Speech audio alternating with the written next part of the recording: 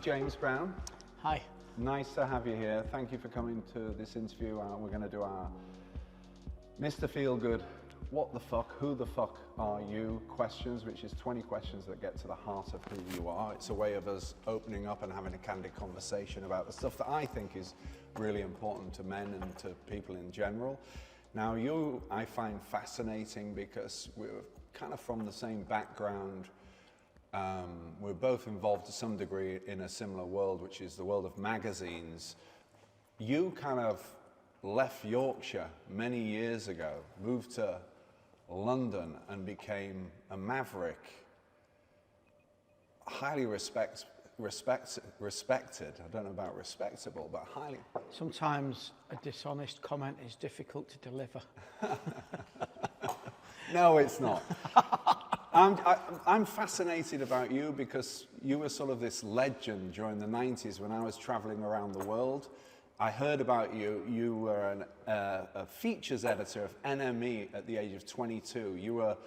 You created one of the groundbreaking magazines that defined the 90s, Loaded magazines, in 1994, and you were 27 years old. You had an extraordinary life, an extraordinary journey. So much stuff happened in your life. You're involved in football, in music, in fashion, in hedonism. You sort of really took over and defined the 90s in our business. So it's, firstly, I'm glad you're here. I'm glad you're not dead. Me too. And I'm glad that we've had a chance to get to know each other a little bit. And I think we come from a very similar background. And so I'm fascinated to share you and your story with our viewers, because I think it's a story of grit, and I think it's a story of survival and reinvention and taking, practical steps to survive and see life from another side within your journey. So, who the fuck are you?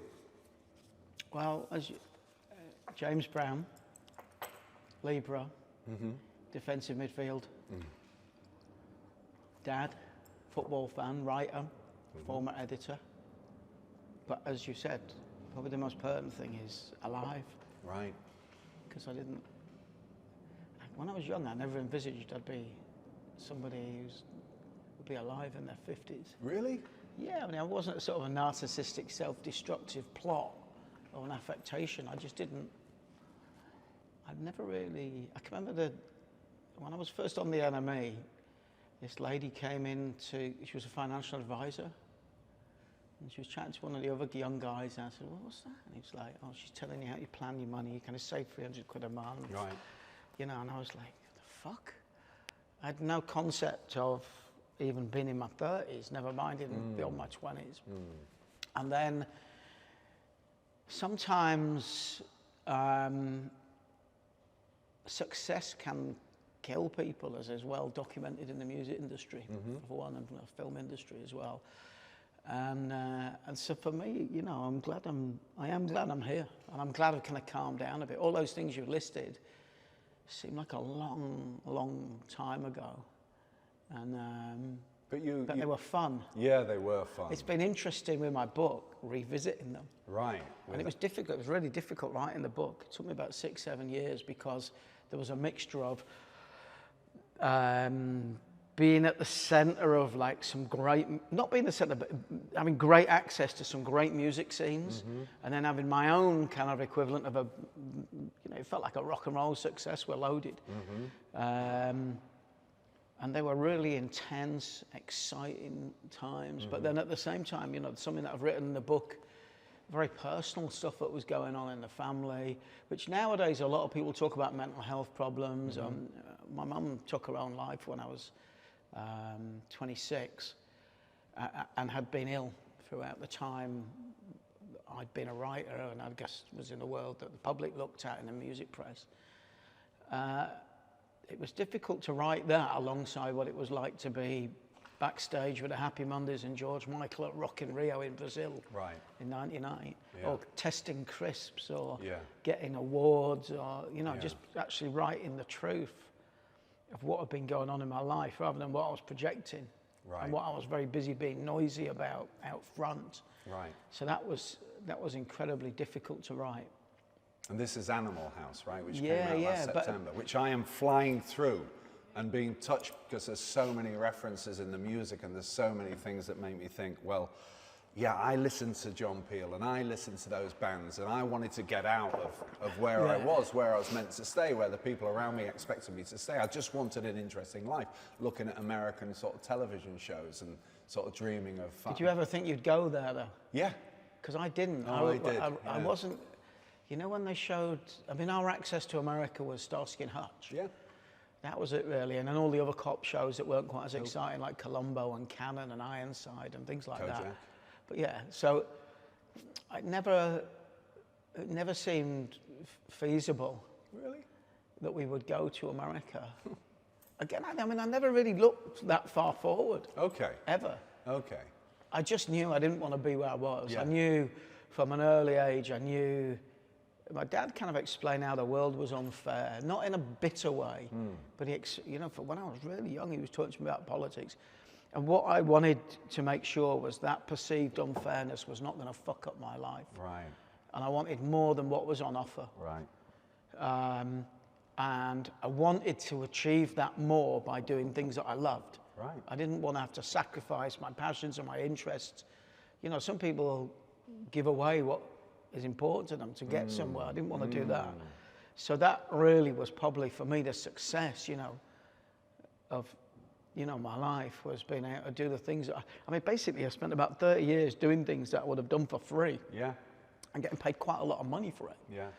Yeah. So That's it, all right? That's who I am. That's who you are. So how are you feeling right now? I feel great. Do you? Getting rid of the book has given me an air of sense of freedom. Right. And I realised the other day I'm not in conflict with anyone. I love that. I love that. No one in the, you know, no work-related conflict, not in conflict with a council, you know, Right. I'm not in conflict with anyone. And it's kind of like, it's incredibly refreshing to get to that point. Yeah, I'm sure. And well, tell us where you grew up and what was it like?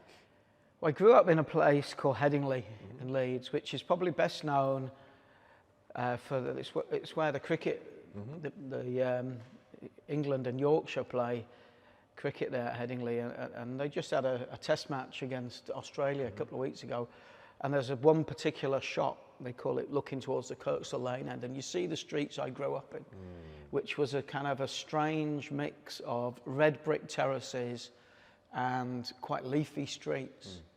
And then the other thing it's really well known for, it's where I grew up, which was full of little kids, is now full of students. It's kind of a student area. Right. Okay. And that's kind of where I spent my childhood. Was it good? Was it a good childhood? Yeah, it was fantastic. Yeah, it was. You were playing out on the streets, you were in your bikes, you were Yeah, I mean, it was just everything, you know. We lived on sweets and white Right. bread and crisps, Right. you know, chips. Lived to play football Exactly. before school, during school, after school, in the woods, in a park, in the streets with like chalk goalposts. Right on. That was it. I mean, football all the time. Yeah. When I was growing up, the city team, Leeds United, were the best team in the country. All right. So that was great. And before I'd lived in Headingley, I'd lived a few years, about 4 or 5 years. I was born in London. Yeah, My dad was so- working in London, and then we went back after a couple of years. Lived in this place just outside what I call the footballer belt. Place called Collingham, where a lot of the Leeds Yeah, players still yeah. live. It's quite a posh area. We lived there for a couple of years. And my hero then was living opposite me, Alan Clark, the England and Leeds centre forward. So that, in a way, gave... Opposite you or next door? He lived right opposite. Right opposite you. And his wife and my mum were good friends, you know, kind of young mums. Yeah, yeah. And I think that gave me, without realising, a kind of an understanding that you can, you know, that fame and success could be next door. Yeah. It wasn't something that was intangible, Yeah. that only happened to other people. Yeah.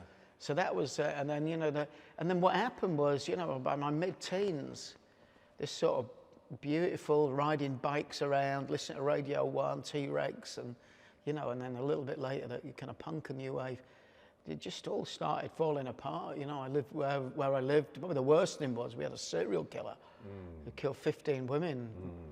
And 2 or 3 of the attacks were right where I lived. One of the attacks was a woman staying at my girlfriend's house. Another one was And the last. Peter Sutcliffe, the Yorkshire Yeah, Ripper. Peter Sutcliffe, the Yorkshire Ripper, which, and it sounds strange because his victims were women, were mums, sisters, daughters, but for the whole city, it just gave a tremendous, and a terrible sense of fear and paranoia and darkness of having somebody that was, you know, terrorizing our mums and our.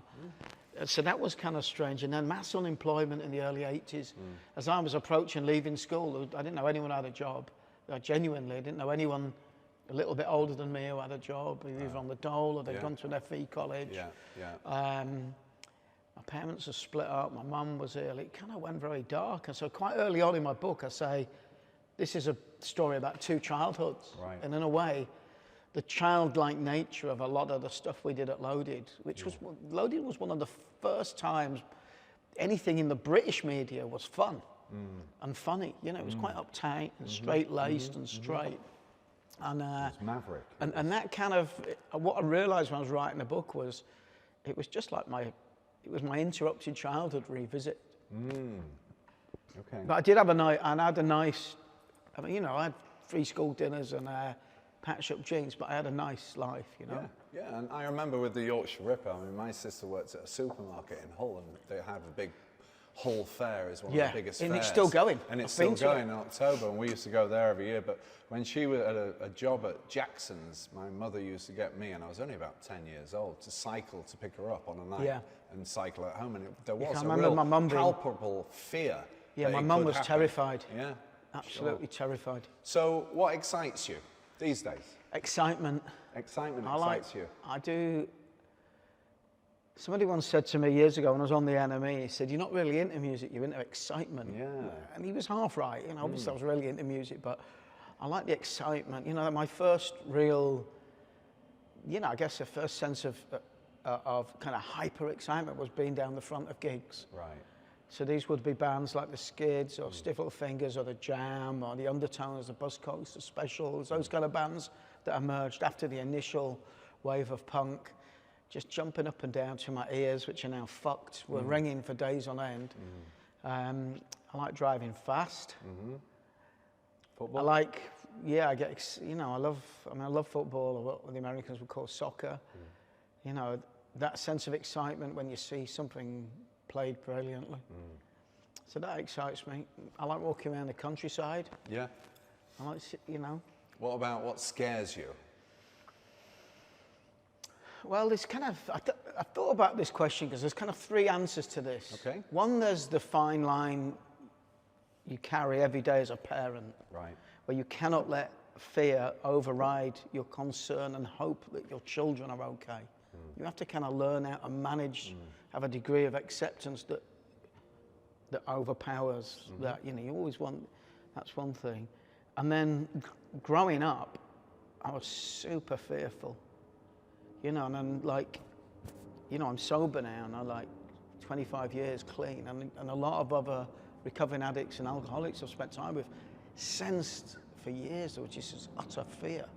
And what I came to realize was I was scared of myself.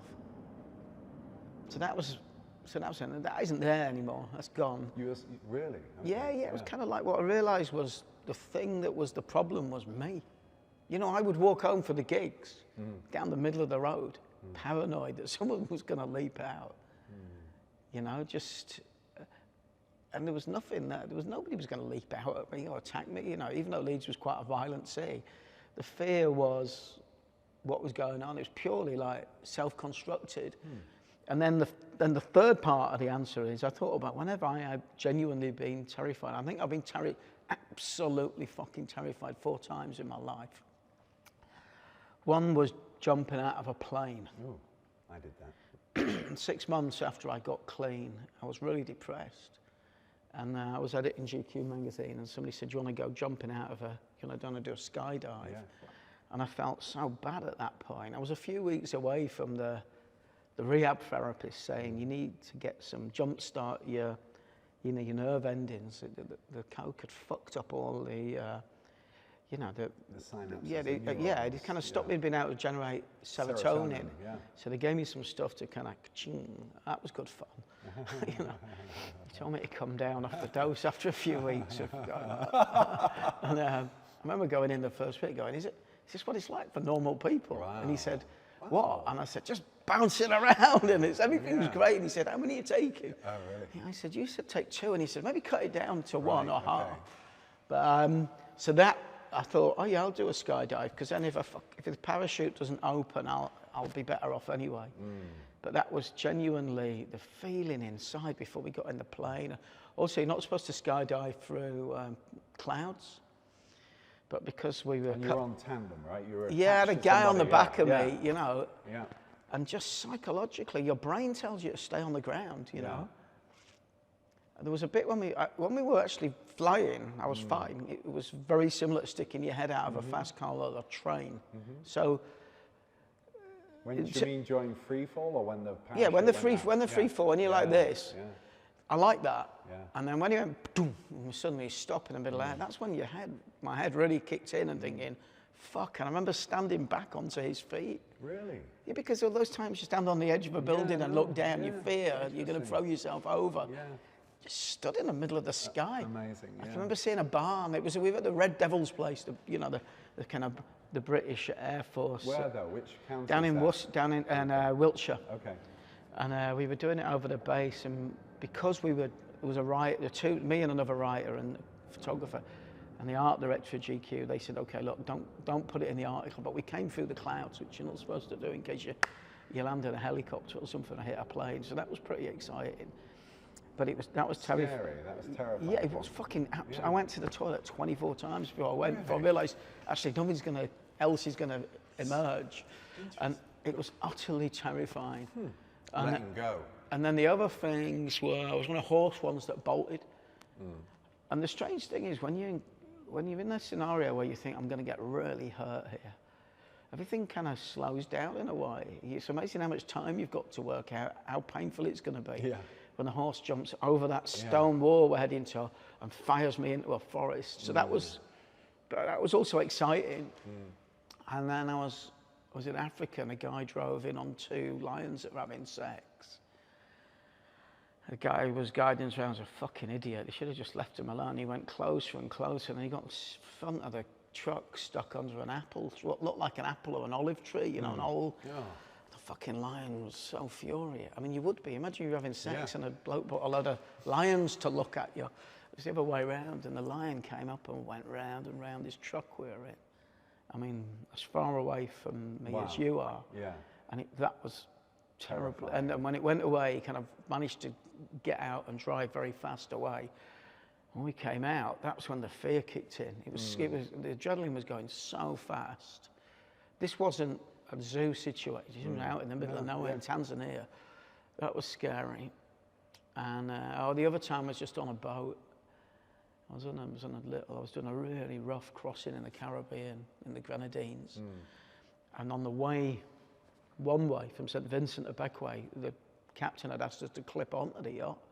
But on the way back, I was with my little boy on a tiny fisherman's boat they were using as taxis. And it was so rough, it got to the point where I thought, okay, you need to stop worrying about this and start planning what you're going to do when we go over. I got my kids close. We hit a wave at one point and the captain fell over. There was only one engine.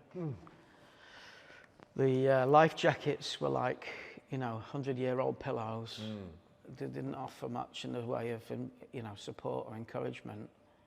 So that was... And when we got to the other side, my little boy said, Daddy, were you scared? And I thought, what should I tell him? I said, yeah, I was actually. I was really scared. Oh, he said, so was I. And then I just imagined we were in an army game. Oh.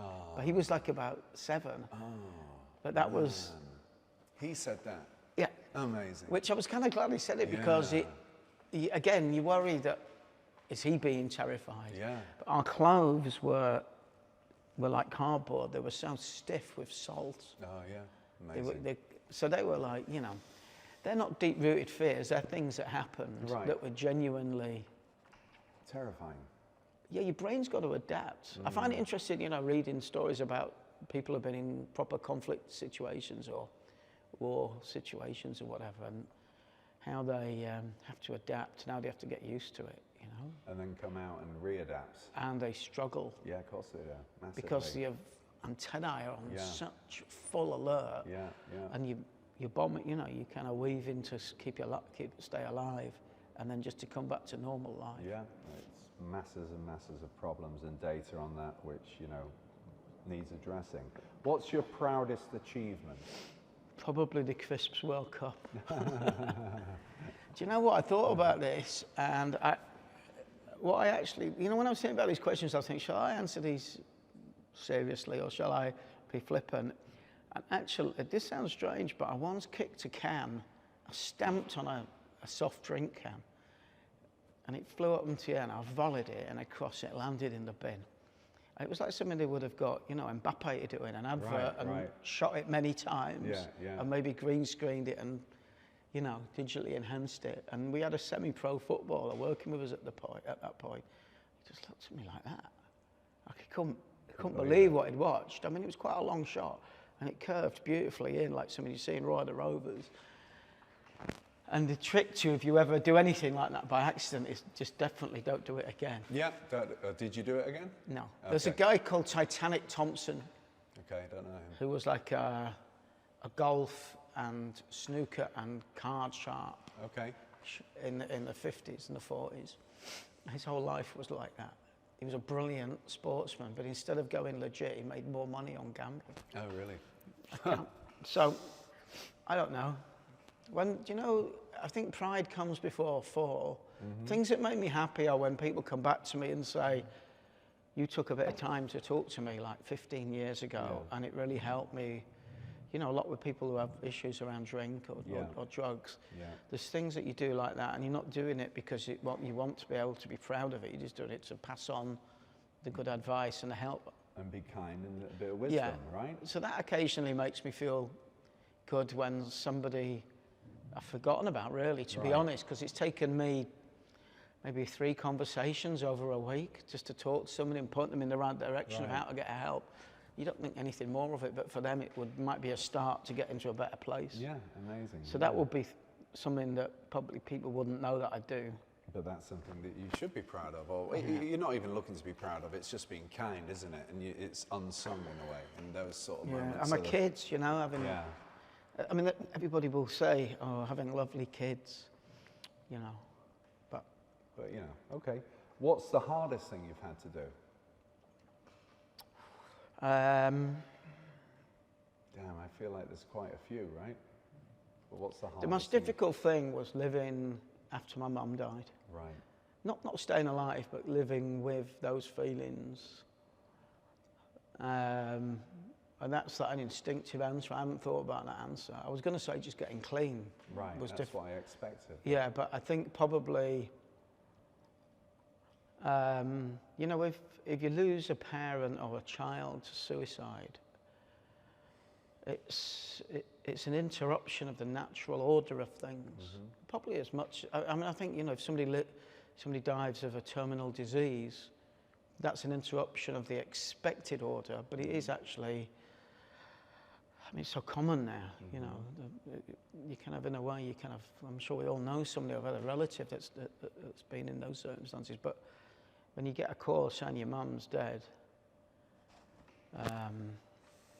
you know, she'd have taken an overdose. That was the most difficult thing. And, you know, for a long time, when I got clean, I started associating with other recovering addicts and alcoholics. You heard this phrase that they were slowly committing suicide. That's what their drug addiction or excessive drinking was. And that was something I'd always felt like, you know, that I kind of was doing that stuff, but I'd never articulated it. And I think that was the most difficult thing. And, you know, like, as I said, it was difficult to write about. It's not just my experience, you know, it's other family members' experience. So I was nervous about that. And I went, when the book first came out, one of the first things I did was I talked in London at Soho House. They do a thing called the Book at Breakfast. A guy called Richard Kilgareth interviewed me. And I walked in, and like the old James was just like, there was like 30 really good-looking women in the room. There was one guy who I didn't know who came and told me at the end he was a Leeds fan, the publisher, and another mate. I mean, it really was. It was. We were talking Desert Island Discs. Okay. That would be my luxury. Yeah, 30 great, smart women, you know. Yeah, yeah, So yeah, I was sitting there, and I thought, I'm going to talk about my mum. Okay. That'll be Make a them different love you. thing to what they're expecting. Right, okay. And I guess in a way, you know, when I was a kid, I was long, thick, curly hair. The older girls always liked my hair. Okay. You know, so I had a lot of that, you know, hot older girls kind of ruffling my hair, Right. thinking, no, I want you sweet. And I think I kicked them in out. But actually, the opposite happened. I realised as I felt comfortable talking about this because obviously she's a woman. My mum, you know, talking about my mum to a room full of women, really opening up about it. I found myself getting really, really emotional, and I realised I'd never done that before. And so that was interesting, you know, doing that.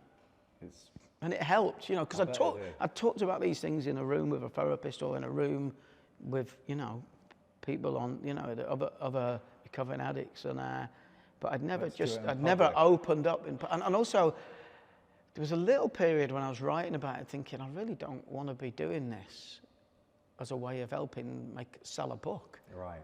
And then the publisher, Richard, would say, this is going to make your book better. Yeah. It's explaining who you were and why you're so noisy and why you were traveling so fast. Yeah. You know, so I trusted him. Yeah. And I tried repeating. It was most of it was pretty much near, you know, it was one of the last things that I finished writing. And it was just like one chapter describing the phone call and how I reacted. So that is probably the hardest thing, as I'm sure it's been for many people, coping with, you know, an immediate relative's death. Thanks. Who was your greatest mentor and what did they teach you? Professionally, I was reading the interview that you had with the guy who played Gus Frings. Yeah, Giancarlo Esposito. Yeah, and I thought his was a great story about having a mentor who didn't know he was a mentor, Sidney Poitier. Yeah. I thought that was a brilliant story. And I think we all have those, but I mean, they're called heroes, aren't they? But people who influence you and to do what you're doing. So there were people like that. But we'll talk about that when we get to heroes, I guess, or books. But my dad was great. He kind of, when I was about 9 or 10, I remember him standing, maybe a little bit older. He was kind of like being on the back step in the garden in Headingley and him pointing to the terrace house behind, which was kind of 2 up, 2 down, and saying, you can do anything in life. You could jump over that building if you want to, which obviously I couldn't, but the point he was making is don't limit yourself. And unfortunately, there were Hell's Angels lived in the building that he pointed to. And one of them did go over the roof on angel dust. You know? No so way. he was kind of... and then his wife and little boy came and lived in our basement after that. Wow. He was hospitalised and sent down for possession. So, I mean, I think my dad he basically was spending a lot of time telling me, don't accept any shit. That's amazing, right? Yeah. In that day and age, and from where we're from, Yeah, and allowing you, and well, the giving thing you is, wings, and allowing you to pursue whatever you wanted to do. Dream big, don't be limited. He'd been from quite a poor family in a small, you know, working class, a small stone house in a village. You know, the 3 of them in the bed, and I'm not sure what his dad did. I know his dad was in the First World War, but you know, my dad was like the butcher boy when he was a kid. Yeah. And because he was bright, he'd gone to the grammar school. He'd gone for the 11 plus. So being in that scenario of feeling out of place. Yeah. And I think the difference is, I never felt out of place. Right. Really, I felt like I've got every right to be where I am, how I am. Yeah, and that was. And a lot of the time in the early years when I was starting to meet musicians and things like that, I was so cocky and confident. People would often say, I'd been to public school. Oh, really? And obviously, I just been to primary school and a middle school and a comprehensive school in the city Leeds, and so now I'm just like this. Yeah. Unfortunately, for people around me. No, it's amazing. It's amazing that your dad was a hero, or your dad was a mentor. It's amazing. Yeah. That And then at work, there was a guy called Alan Lewis. Okay. And he was an editor on the NME. Okay. He joined just after me, and he'd launched the first black music magazine in Britain in the early 70s called Black Music. He'd worked on the Melody Maker as a soul writer. He'd launched a British magazine called Kerrang, a heavy metal mag, and he'd edited sounds. And Alan really encouraged me, and he made me the features editor to the NME when I was 22. I mean, not long before, I'd thrown up all over his desk. Wow.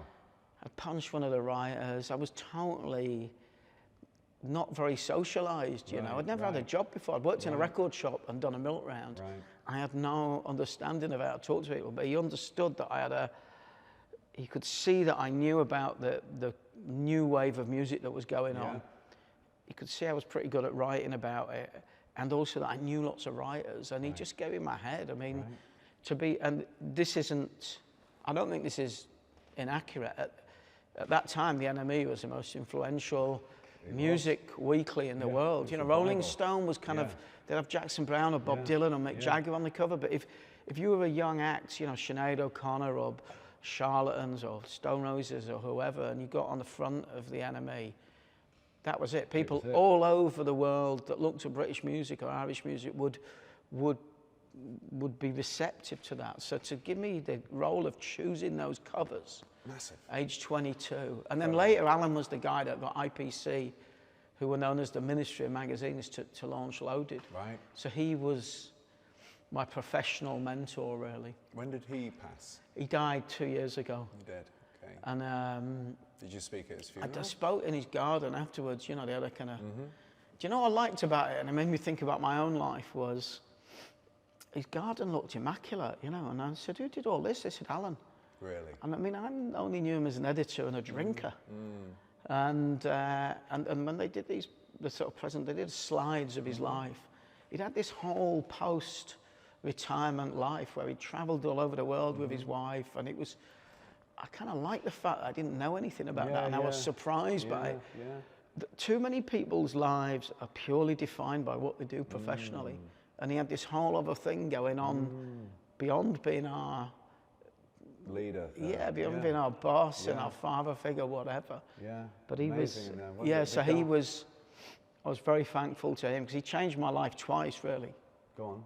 With when he started you at 22? Just and then, backing me and supporting me and promoting me at the NME, and then offering me the chance to create my own magazine, which was Loaded. So who are your fictional and real life heroes? Or fictional?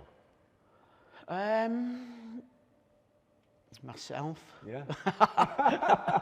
No, you know, I'm a fictional, my real life heroes are easier to say. Okay, give us You know, I didn't go to university. Right. I went to the bookshop and read, or actually to my dad's bookshelves, I read Hunter Thompson, Tom Wolfe. Yeah. And they were two writers that made me realise I might even be able to make a living out of writing and do it in a way that was fantastic and amazing. There's one bit in the first half of The Great Shark Hunt, which is a collection of Hunter Thompson's writing, and it's a lesser known bit than Fear and Loathing in Las Vegas or Hell's Angels, which obviously I read them and they just fucking exploded in my imagination of what it could be. But there's a bit where he seems to be on a rowing boat coming off a boat into a harbour in a Central American, and he's got his typewriter in his suitcase. I remember thinking, fucking hell, I'm working out, he must have been about 19 when he was doing this. Wow. And if you ever see those early pictures of Hunter Thompson when he's typing at Big Sur, there's a famous shot of him that's obviously set up with you know, a beach behind him and cliffs. And that, so they would have been, they were my heroes and my inspiration. And they spoke in such an individual voice as well, didn't they? And that was what was so interesting about them. They didn't speak to sort of fit in. They had an independent point of view, a signature. Well, they wrote, their writing sounded like the things they were writing about. Right, so when he was writing about Hell's Angels, it felt like the words were revving up and firing off the page. And then Tom Wolfe's, I mean, it was easy. I mean, I think I went through Tom Wolfe's 2 or 3 of his books before my dad gave me Hunter. And you know, some of it's just reporting. He did a piece about 60s British kids, office workers, going into discos or at lunchtime in Oxford Street. Wow. And this kind of Mary Quant era, Beatles era, and talking about these kids coming out of the office and going dancing for like an hour and then shooting back to the office. And then his description of, you know, the kind of counterculture scene in San Francisco, reading all of those. I mean, there was fucking mass unemployment at Britain at the time. The police were battening people on horseback in the miners' strike. So we were in a very conflicted, dark, black and white. Every night there'd be another soldier killed in Belfast. Another bomb would go off and kill some innocent people in, you know, in Derry or whatever. And so it was really, Britain was not in a great, Britain seemed very black and white. And, you know, we had 3 television channels. Then Channel 4 started. I was telling my son the other day that when I was a kid, like maybe about 4 people decided what you watched and when you watched it, and he looked at me like I was insane. So Britain was very dark, dour, low, and then to read these books about things that had been going on in the late 60s and 70s, which were just written in such colour. So they were my heroes. And I met George Plimpton, and I met Tom Wolfe. And I tried to meet Hunter, then later I was glad I kind of didn't meet Hunter. Hunter Thompson rang the loaded office once, screaming and shouting about how much he you know, one point saying the mag's great, then saying, you guys are ripping me off or whatever, but like, that was pretty exciting.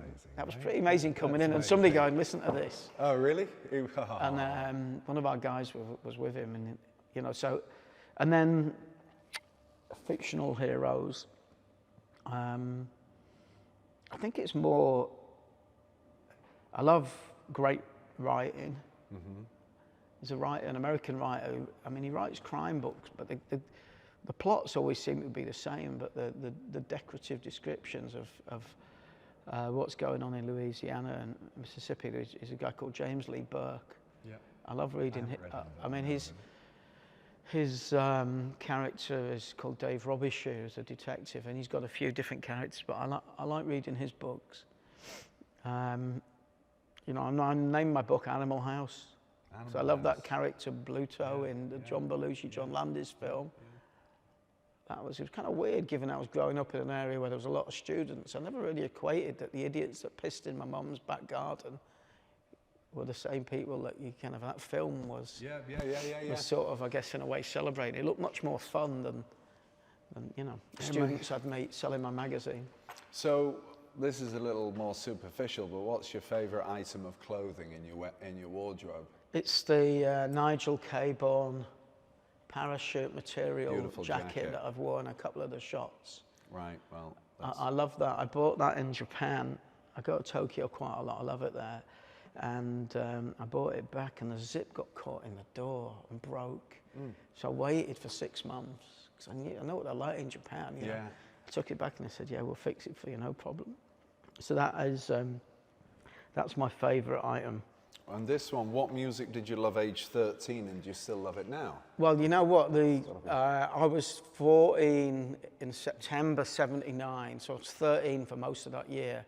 And I did a timeline when I was doing the book. If I'd been more organised, I could have printed it at the back, but I lost it.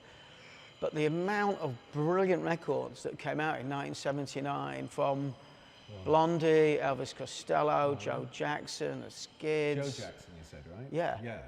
Yeah, amazing, I mean, just so many brilliant singles, Buzzcocks, specials had started by then. I mean, it was just an amazing year. Maybe you wonder whether the penultimate, you know, the last year of a decade is particularly good for a reason or something like that. 69 was a good year, and 79 was just, you know, I mean, I can't remember if Parallel Lines came out then. Maybe that was a little bit before. Was it earlier? It was just a golden era of, you know, of bands that were so young.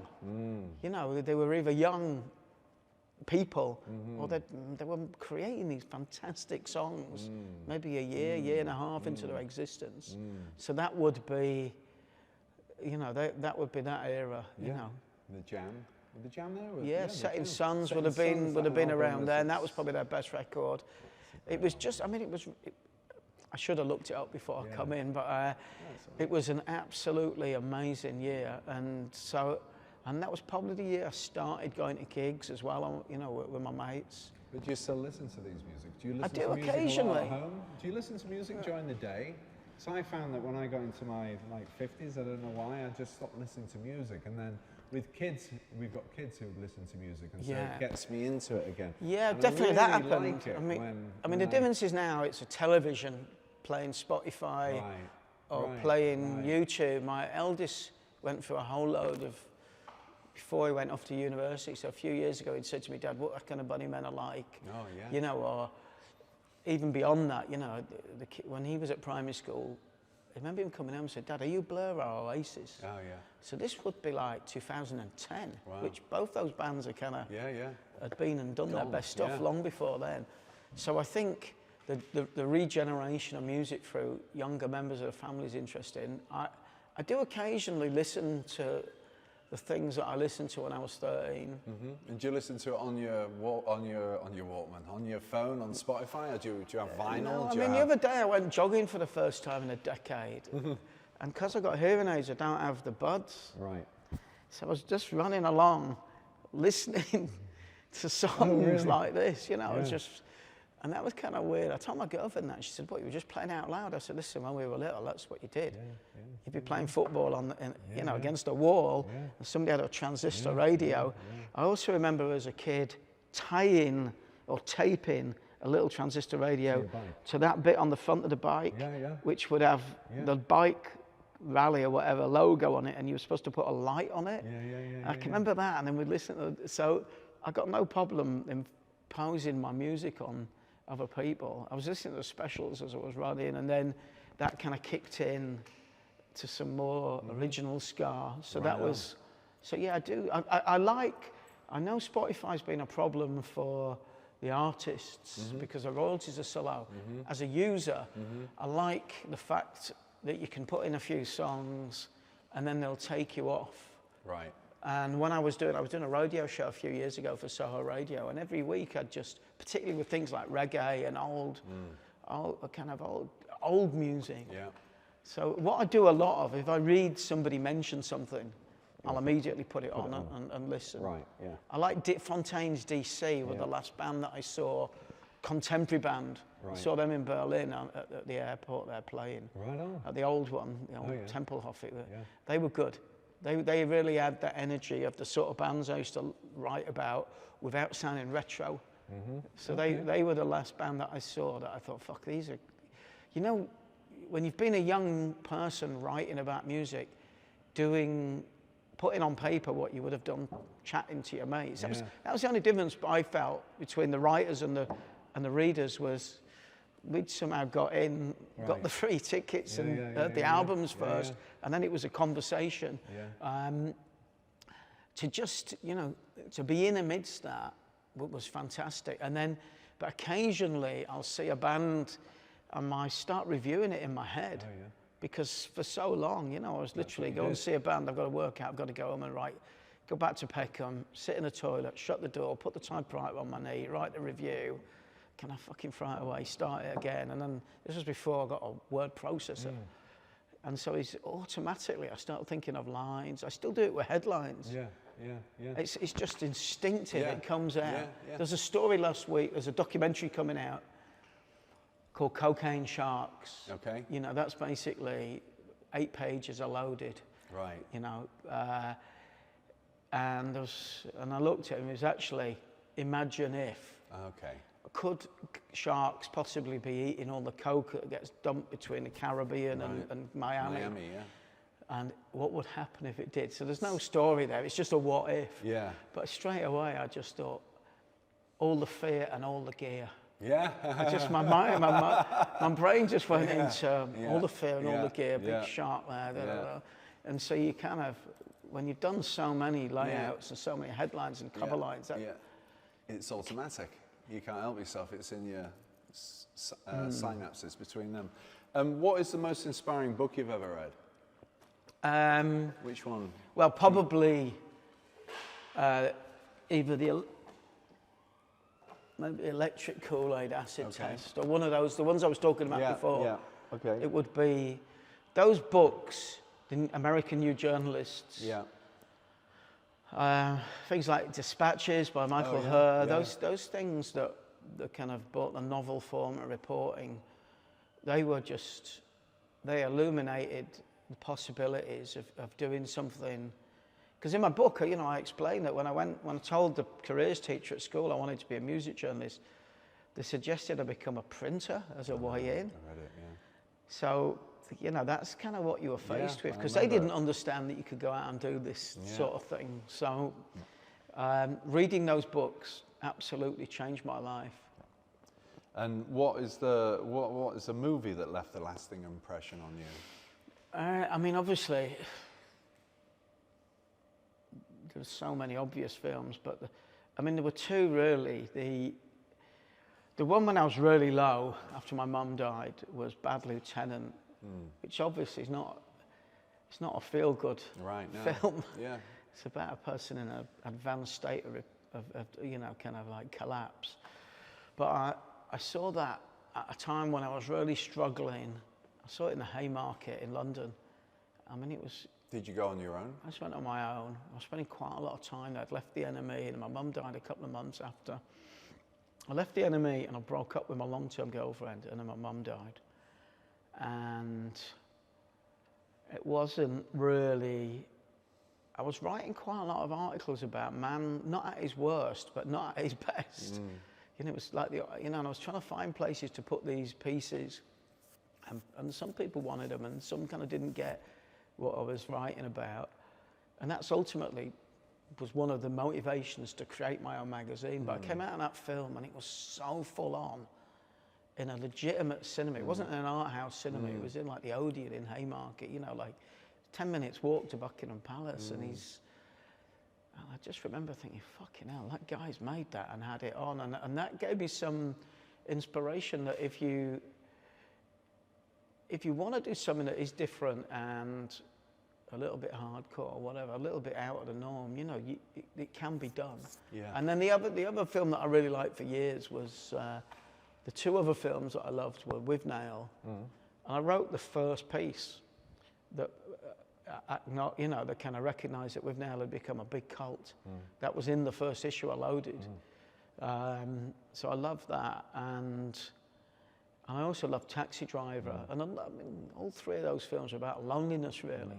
And I think, although I knew a lot of people, I kind of, if you're not at ease with yourself, you're not going to be at ease with other people. Or if you're not at ease with yourself, other people aren't going to be at ease with you. And I was aware of how aggressive I was as a kid.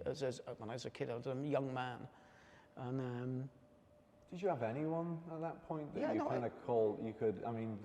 No, I did. I had mates, but you know, for instance, when my mum died, nobody was in a position to share their experience of it. Right. What about your dad? How did your dad deal with that? Well, they've been separated, so I don't know. I don't think... I don't remember a lot of conversations about it. So I think when I wasn't like, you know, I had girlfriends and I had friends and I lived with people. When I was talking about loneliness, there's kind of like, there's a professional loneliness of you want to be able to do, you want to achieve something. You want to be able to get to a point where you're doing what you want to be able to do. And luckily for me, I found that. Yeah. But, you know, when I was on the NME, that's what I wanted to do. But I was so fucking intense. It was a great place to be, but it wasn't actually all that ways enjoyable. You know, then I'd come home and I'd get a call saying your mum's thrown herself out of the fucking roof. That was harsh, you know, that was hard. Not only having my girlfriend to talk about it. And so I'm reading a book at the moment by a guy called Alan Jones, who was the editor of Melody Maker. Okay, yeah. When I was on the Young Writer on the NME, and he looked like he had so much fun as a young writer.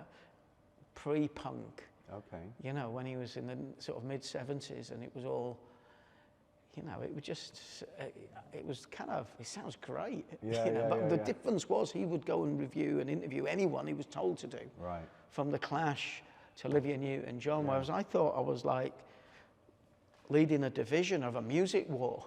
Yeah, yeah, yeah. You know, yeah, and yeah, I kind of felt like it was always, that's bands we love, that's Stock Aitken and Waterman, that's John Peel, that's Daytime Radio 1, Right. that's an independent label, that's a Yeah. major label. Like They're all tribal. fucking shit, Yeah, and yeah. these are all great, and Yeah. it was so intense Yeah. that you weren't, you know, it wasn't all. But then again, having said that, I spent a lot of time at the, you know, at the Hyatt on Sunset, thinking I was Robert Plant, you know. Yeah, I'm sure. Drinking margaritas and snogging girls in New York and so on. So, I mean, it was good fun. So, what is your favourite word or saying? Have you got one? I used to like the word Leopardstown. Leopardstown. It's just a word, it's a name of, there's a racetrack now. Okay. I like a phrase that I used the other day, and I thought I should use this more. I was talking to somebody, I can't remember what the fuck we were talking about, but I used a phrase that I'd heard in the process of learning about staying clean and sober, and that is you keep what you have by giving it away. Oh, You know, that you maintain the things that you learn about. The more you give them away, the more you maintain them, the more you tell people. I like that. Yeah, I love that. It's a very simple idea that you share the good things that have benefited your life. Yeah, yeah. You know, mental, emotional, spiritual, or whatever. Yeah. Yeah. Yeah. What do you want people to say about your funeral? Not so much about me, but about the funeral. Where's the food? No, but really. I don't really give a fuck. I'll be dead. Yeah. I'd rather people say, you know, that I'm a big believer that you should do things for people or tell people things whilst they're alive. Yeah. Like one of the boys offloaded had a heart attack. He was living in the Pyrenees, or is it the Pyrenees near Perpignan? Yeah. He was living in the mountains between France and Spain, and he had a heart attack. And I said to the other guy I was working with, all three of us used to work together, I said, we need to go and see Adam. And he said, why? I said, because he nearly fucking died, and if he had died, we'd all go to the funeral. Yeah. And he was like, okay. Yeah. Yeah. No, I agree. I mean, that was the first time I kind of realised that this guy's out there smoking too much weed and eating too many baguettes or something. And he'd had a heart attack in his 40s. Yeah. And so I think nowadays we feel like we've communicated with somebody when we've clicked like on an Instagram post. Yeah. And a few months ago, I thought, I'm not going to do this solely anymore. I'm going to, if I see a picture of a guy on a beach with his kids, I'm going to pick the phone up and go, it looks like we're having a great holiday. You know, or it looks like your life's great now, you've moved to Devon. Or, by the way, those pictures you put up that you took of this, you know, because, you know, particularly at the ages, you hit your 50s and your 60s, people are going. Yeah. Yeah. You know, and so I genuinely, I'd rather people get a good feed at my funeral than hear a load of stuff about me. Yeah. I agree. I mean, it's always good if you have good food. Yeah, it's every event is better if And you I have good suppose food. the drink as well. You know, Yeah. Okay, 5 quick fires. What's your favourite car? Your car man? Well, as you know, I was banned for a while. I haven't. The strange thing is, when I got rid of the car, I took the car out of my house on the beach and I left it there, it's just falling apart. And you don't need a car in London. Right. You only need a car to get out of London. Yeah. You don't need a car. They've got a lot of electric bikes that I ride and I walk. It's a great city to walk around. I get on the public transport. So no dream car, no like... Not really. Okay. I mean, I like going fast on a nice undulating road when there's no one else on the... Legally, of course. Yeah, well, half my family were German, so I kind of like, maybe at some point I should... They've got great... isn't it 200 miles an hour speed limit? Autobahns, yeah, I think it's limitless. That sounds good. All right, obvious one. Sports team? Leeds United. Meal? Sushi in Japan. Oh, yeah. In the docks in Tokyo, you know. Grooming product? We would have used to be Chablis. Okay. You know, it's funny, when we did Loaded, you always wanted to advertise, because, you know, later the guy, Per Neumann, who used to run, I think, one of the big fragrance companies, he said to me, it was the first time you got all the young guys together, so thanks. And I never wanted that stuff in the mag. I used to think grooming was for horses. Right. And then, you know, as you do, sure enough, as you get older, you kind of think, I wonder if I could tighten this stuff up here. Or, Yeah. But probably the best grooming product I've had recently would be Ozempic. Okay, tell us about that. Yeah, that, I mean, it fucking works. Just the stuff drops off. Really? You jab it in, but there's a shortage now. They've gone, so that's sort of grooming, isn't it? I guess. In a way. Well, okay. I can't really think of anything. I've got the Aqua de Palma spray. Clothing label. What's your favourite clothing label? The first time I really was aware of a clothing label was Paul Smith, you know. That was, and Paul was such a brilliant character, an inspirational figure. Yeah. So that would be the first time I really became brand aware. You know, as a kid, it was like Adidas t-shirts. Yeah. Oh, Gola. But there weren't, trainers. yeah, there was kind of, it was just trainers and t-shirts. Yeah. But even predating, I remember having, when Dunlop Green Flash were the only trainers that people wore, and then kind of got into Adidas, you know, what became old school Adidas. But now I get a load of t-shirts from places like Sunspell and jeans from Edwin, and you know, I like the Nigel. I got a bucket hat from Nigel Cable, and I like his shop in I think it's called Nakamagaru. Okay, in Japan. In Tokyo. Can I ask you just quickly as well before we round up? I mean, you've kind of